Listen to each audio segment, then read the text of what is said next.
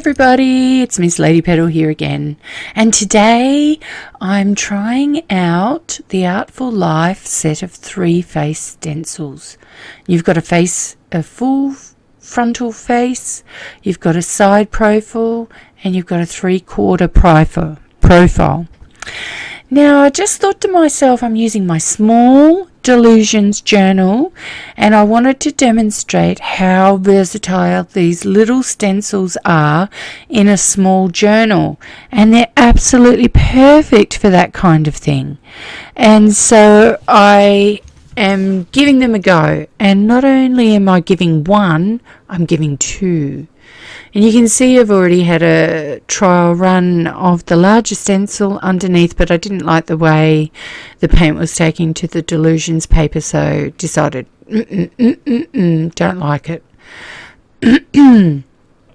So I'm going to collage all the way over that, and I love the way that you can just reuse and reuse and repurpose.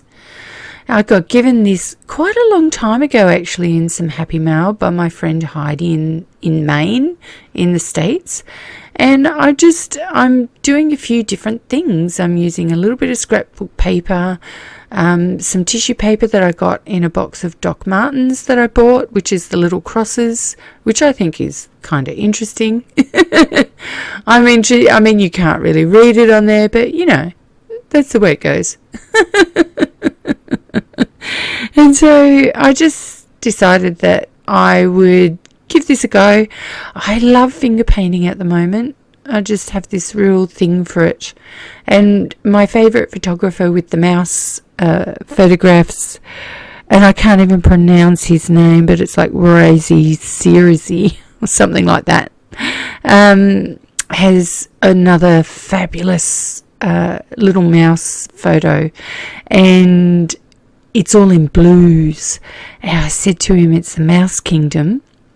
He said to me, I said to him, I think I'm going to have to paint this photo too. And he said back to me, oh, I can't wait, Peter Thompson, hurry up and do it. I want to see it.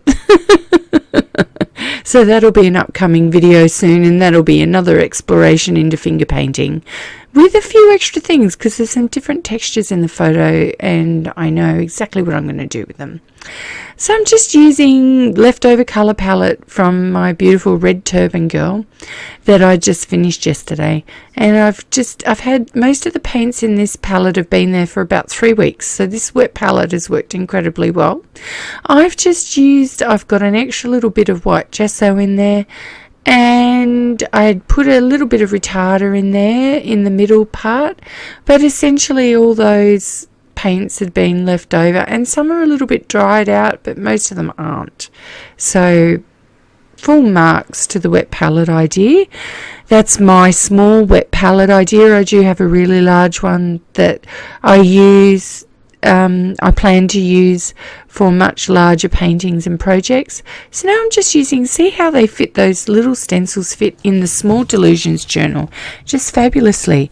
And I'm just using a makeup sponge and with some chocolate, some mocha in waterproof ink, so that it's just the Memento Rich Cocoa. And I use that because I can do whatever I like over it. Now I'm just taking a graphite pencil and deciding to join all the lines up and just finish drawing in the eyes and things like that. And just getting a sense of maybe what I want to do. I've placed one at the top and one at the bottom. And I play with the arms here a bit, and I'm like, yeah, nah, it looks a little bit too much like a doll. And I just kind of play with the dimensions a little bit until I kind of like it enough, you know. And I muck around with the hair. I like roses on the hair at the moment. I go away and get my little, you know, it's supposed to be smudge free, but it's probably the paint that I've used it on top of. And I just think to myself, oh yeah, lots of roses. I've got a rose in the middle, and I think that, you know, 2 lovely kind of almost like nymphs. Yeah, I think The girls are just like garden girls with beautiful flowers in their hair. I love that. Just really, really pretty. And I'm just kind of deciding, I thought I'll extend the arm out a little bit more, and then I thought, nah, the way I've drawn it's just not great. And then I thought, no, I'm just going to have her back. And that works out a little bit better, I think, anyway. Does it for this. It's just a quick page, and I'm really just testing out how the stencils work and the dimensions of them and how to work them into this page. I often overhang my collage papers, and then I work on the overhung papers.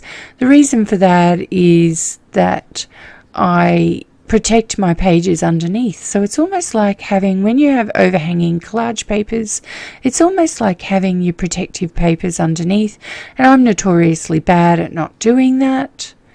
I often use really dark colours and then regret it instantly, and then spend a lot of time rubbing that out. But I spent a bit of time here just kind of, I already kind of like the colours that I've laid down with the finger painting, and I wanted to kind of leave them a bit. I didn't want to muck with them too much, but I did want to separate and differentiate the faces from the background. So I had to do something with that just to even out the tone, and maybe some of the crosses and some, just there we go. And you start getting a sense of now that the body is brought forward and the background is the background. Again, way too dark. And I'm like, no, that's just way too dark. I do manage to bring it in, but I'm not happy with the overall face. And I work with them. Still not happy. I'm like, no.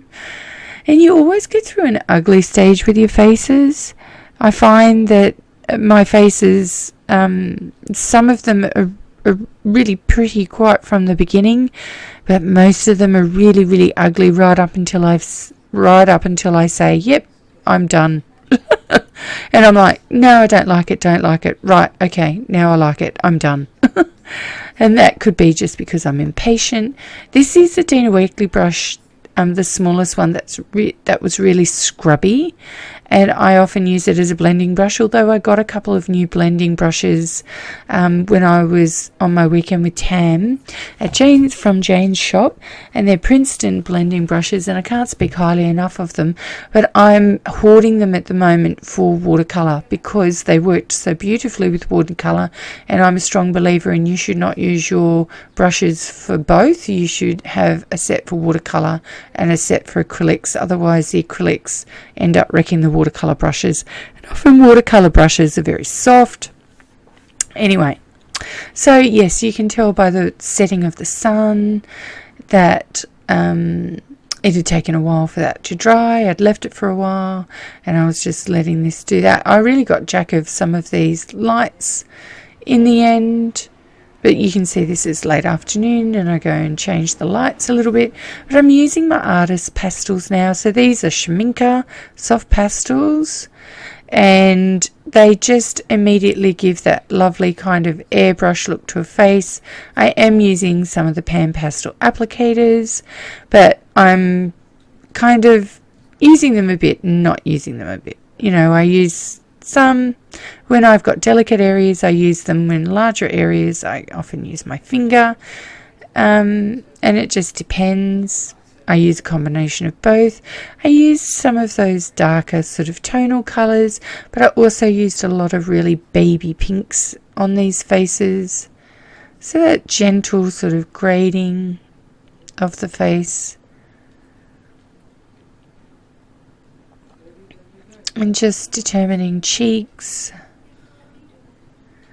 I wanted to get some orange and pink in the cheeks. She keeps seeing me lay this beautiful baby pink down.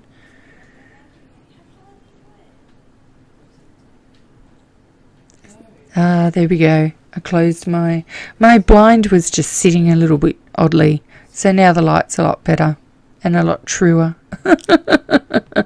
So I'm just replenishing my wet palette with a little bit of Naples yellow and a little bit of transparent magenta from Matisse. And I'm just going to go in and start painting those roses. And I tend to do my darks first, but before they fully dry, I go in with the midtones. So I just put in where I think the shadows will be, and I'm blending magenta, red and orange in the first layer, and I'm using a real apricot peach in the second. And then I will use white as well.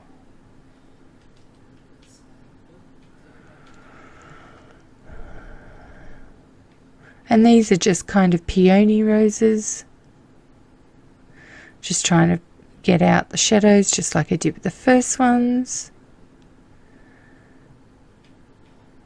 Again with the midtones. And then in with the white. She's got a bit light on her hair. This girl's got a lot of shadow.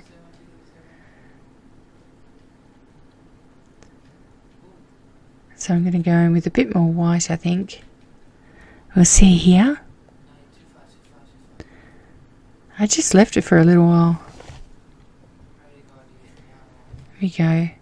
I went looking for a fan brush, and I just wanted to put the initial kind of workings in so that you could see individual hair. I am going to paint over this because it looks a bit messy. But this is quite a stiff little fan brush, and I use it for small splatters. Now I'm going in with a similar colour, and I'm going in with that number 2 round brush in the Dina Wakley. And just adding some body, creating some neutrals with some green and some reds. And the magenta. Just filling in some hair and the background and just deepening some of those shadows.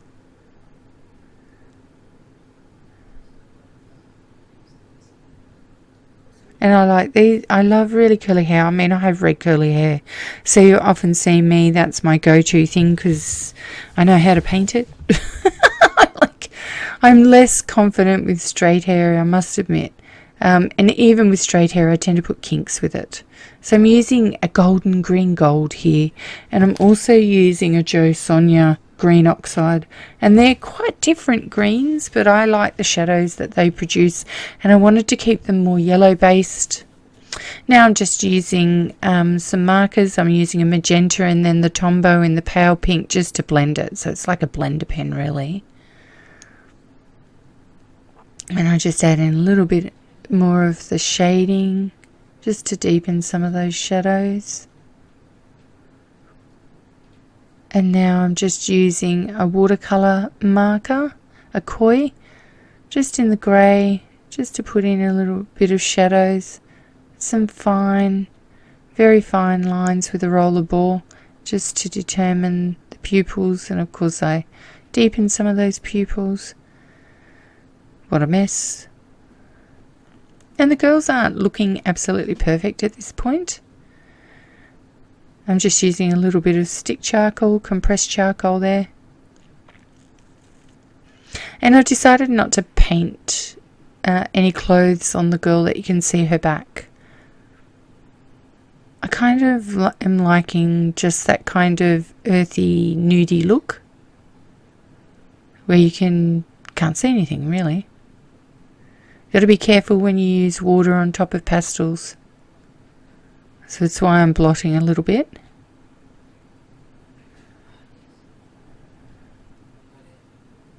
And now I'm just using some Prismas. It's not completely dry, but it is sealed underneath, and I'm just adding a little bit more shading in.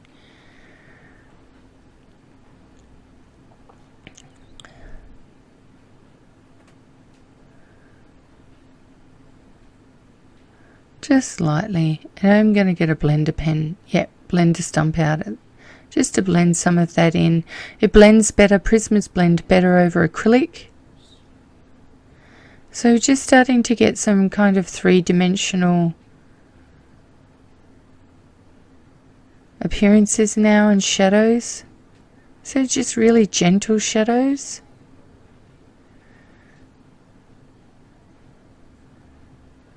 And again, using some prisms just to deepen, add some shadows in the crease.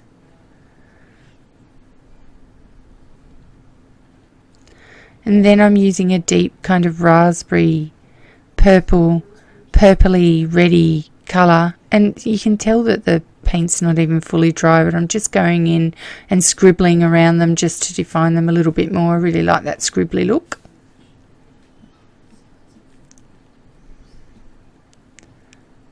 And I'm just using a 20% French grey.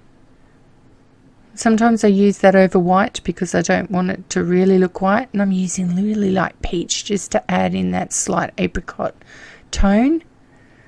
And I do tend to use that everywhere. And the same with the lips. I'm liking it. I'm right near the end. I've just got my really fine ones in, and I'm just sketching in some really fine details without outlining the whole face, just getting those fine details in.